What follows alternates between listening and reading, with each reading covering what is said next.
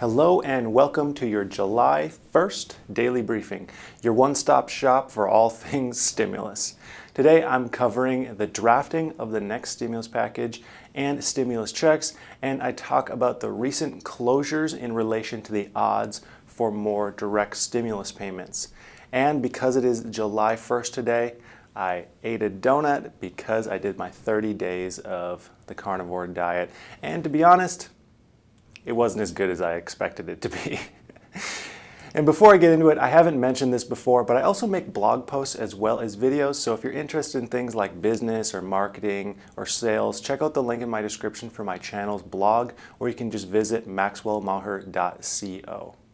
All right, in stimulus check and stimulus package news, it's been reported that Senate Republicans have begun discussing and in some cases even drafting the next relief bill.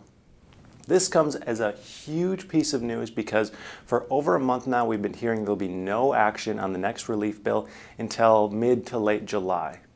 Even just last week in a live conference, Mitch McConnell said work on the next bill will not even start until next month. I reported on this the other day, concerned about it because to me that just sounded like even more reason for delays and an even later package date if they still needed to debate on the next package, form committees, get approval, and then write a multi-hundred-page bill, have it spell checked, and then get approval in the House and by the President. I mean, these things all take time, so I was really worried that we wouldn't even see another bill before their next recess in August.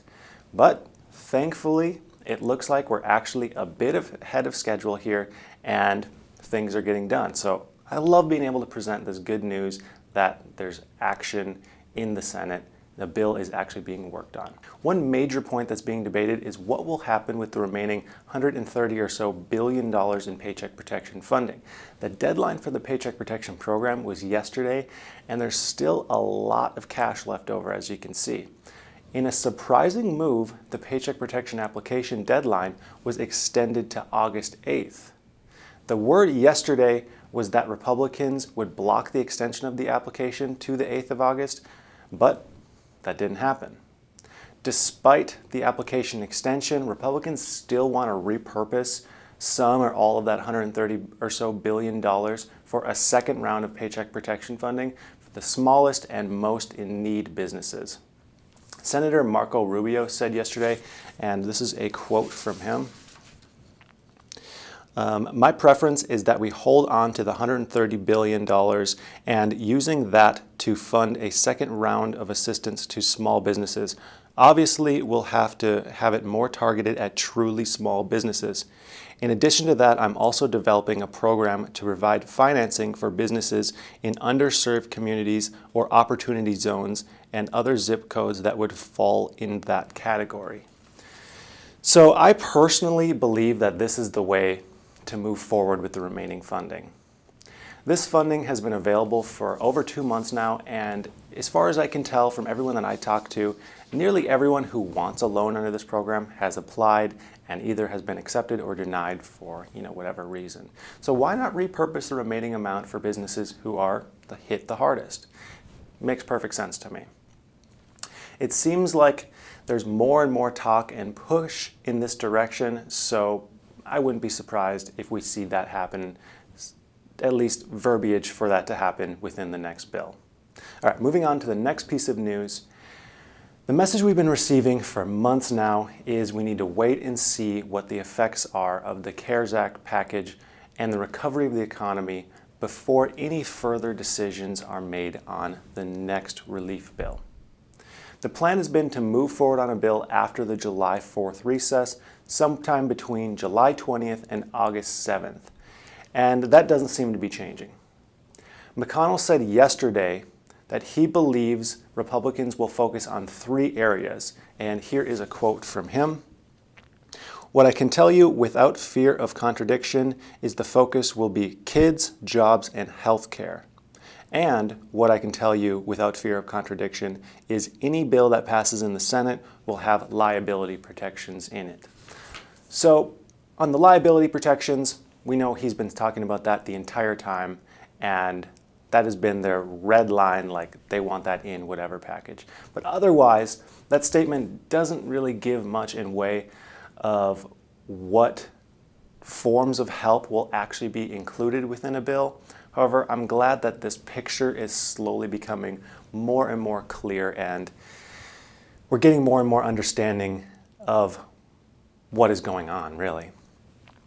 The next thing I'd like to bring up is that nearly all of the previous comments on the next stimulus package have been in reference to the economy getting better and things reopening. The entire point of the wait and see notion that we keep hearing is that if we wait and see and things get better, we don't need to spend as much money, which, yes, that's logical. The assumption has been overwhelmingly that there would be a quick recovery and return back to the normal, and we don't need as large of a package, we don't need more recovery if things return back to normal. But it seems to be shaping up quite differently as things pan out. Things are now reversing. There's been a negative trend in recovery in the last couple weeks. Here in Arizona, I can speak for this state, bars, gyms, and theaters are now closed again for at least 30 days. And I'm going to go ahead and assume that it's probably going to end up being extended to 60 days again, just like last time. As of right now, restaurants will remain open. However, if new cases don't slow dramatically, I'm sure that those will be next, and what happens as a result of closures is even more businesses failing and people are out of work with more need for more aid. I understand this is not an easy decision to make and it's a public health concern, but I don't completely understand the gym aspect of it. I mean, I go to the gym just about every day and everyone cleans their equipment when they're there. Everyone's wearing masks. There's hardly anyone even at the gyms anymore. So you're easily way more than 6 feet from every other person in the gym. Gyms just don't seem like the issue to me. You know what? If you have a private gym in Arizona, hit me up so I can come work out sometime. But anyways, Arizona isn't the only state closing up. Texas and Florida have some major closures as well, and I'm sure with these states leading, there'll be even more to come in the near future. And the reason I'm even bringing this up is to demonstrate that the economic climate is changing yet again. If we're closing up the economy, even partially, the odds of increased stimulus packages, stimulus checks, and unemployment all increases. If you remember, the original stimulus packages were largely a measure to help combat the closures and loss of work for millions of Americans, and if we're all forced to do so again, there will very likely be more relief. Where I suspect the relief to be applied in the case of more closures is in the continuation of PUA, that additional $600 unemployment benefit that is currently set to expire at the end of July. Currently, it seems like this is going to be continued, but probably at a lower dollar amount per week. But this may very well change if even more people begin getting laid off again.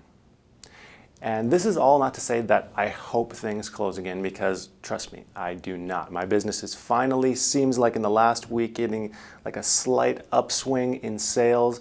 And it's almost like we're seeing the light at the end of the tunnel. So I want things to stay open, but I'm just saying if they close, the odds of more stimulus increase.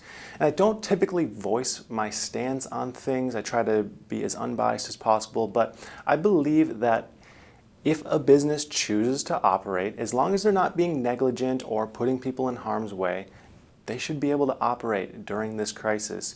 And if an individual chooses to risk their health and go out, they should be able to as well. I mean, that's just my opinion on the matter. I know many small business owners are actually suing state governors because of closures. There's a gym chain here in Arizona suing the government, and I know some bars in Texas are doing so as well. And to be honest, I can't blame them. I mean, I feel lucky to operate a business that hasn't been forced to close, and if I was forced to close, I probably would have no choice but to fight it as well. I mean, if you think about these business owners, many of them put huge personal risks on the line to start their business. If they're a successful business, they were lucky that it even panned out that way. They have employees that have families that need to be able to pay their bills. They have all these obligations. Yeah, of course you're going to fight it. It just seems pretty obvious to me that they're going to resort to suing governors and just staying open.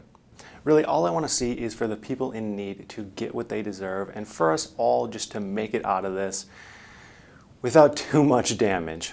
So that's all I have for today. I'd like to thank you for tuning in on this fine Wednesday. In order to get 2 free stocks, check out the link in my description for Webull. Like the video if you enjoyed it, and subscribe if you haven't already. Anyways, take it easy and have a profitable day.